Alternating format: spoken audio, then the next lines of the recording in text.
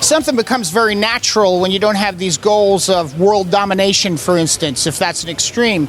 But living it day to day to me, I found that when it's not a career, when it's not a goal, when it just is what it is, and you're doing it naturally at a certain point, it becomes hugely satisfying from day to day. It gives you opportunities to say, hey, I'm going to enjoy France. Hey, I'm going to enjoy the Netherlands, or I'm going to enjoy Ireland, or Puerto Rico, or South America. So I'm looking at these opportunities as day-to-day things. So a 30-year career for me with Overkill has turned into something very natural because it's all I know. You know, what would it be if it wasn't this? Maybe business, maybe selling used cars, maybe writing, I don't know.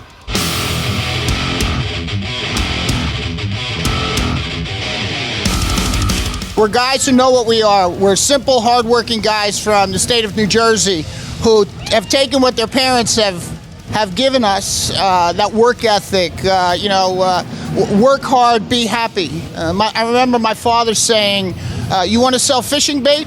Be the best bait salesman and you'll be a happy bait salesman.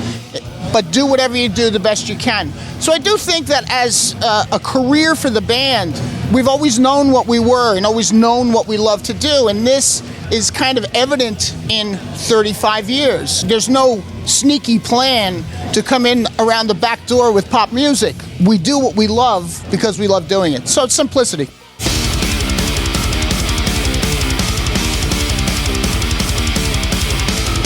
I send him flowers on his birthday. I think again, simplicity.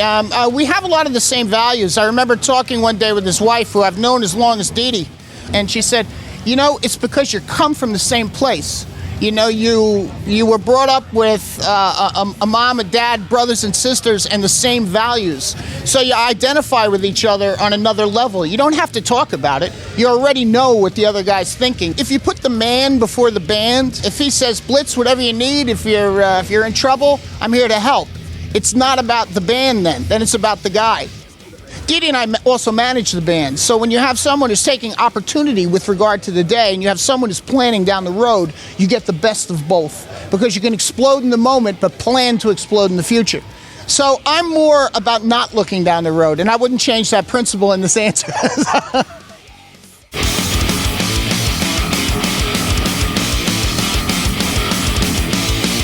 One of the things you don't want is you don't want the day-to-day pain in the ass of egos clashing against each other.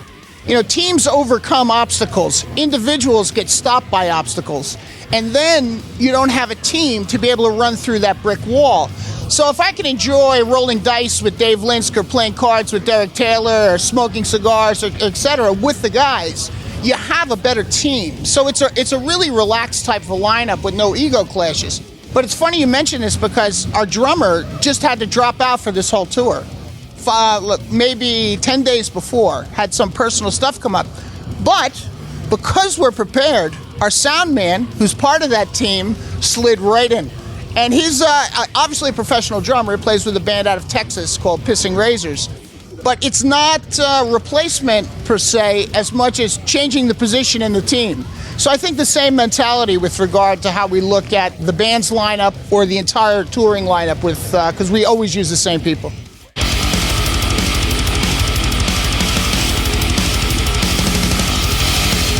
You know, people are united nationally under flags, but I think when it comes to kind of the human condition, you're united under liberty. My immediate reaction is not sadness. My first reaction is anger. And my second reaction is sadness. And my third reaction is some bizarre solution I come with up in my head.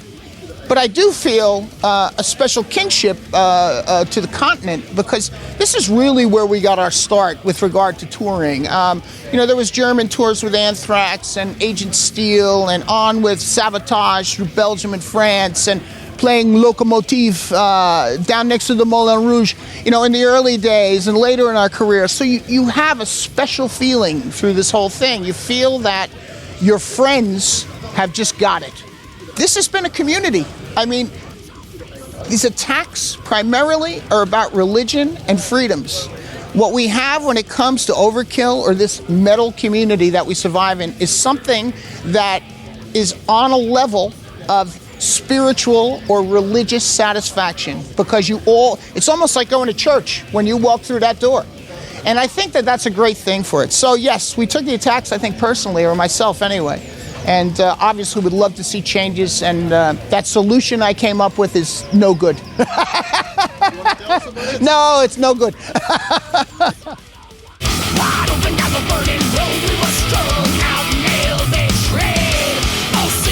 This is our first time at HELLFEST this June. Yeah, I love the European festivals because it's really, it's like saying, I'm going off to work, and it's really not. The beer's cold, the weather's perfect, so it's really more of a vacation. So I'm looking forward to it.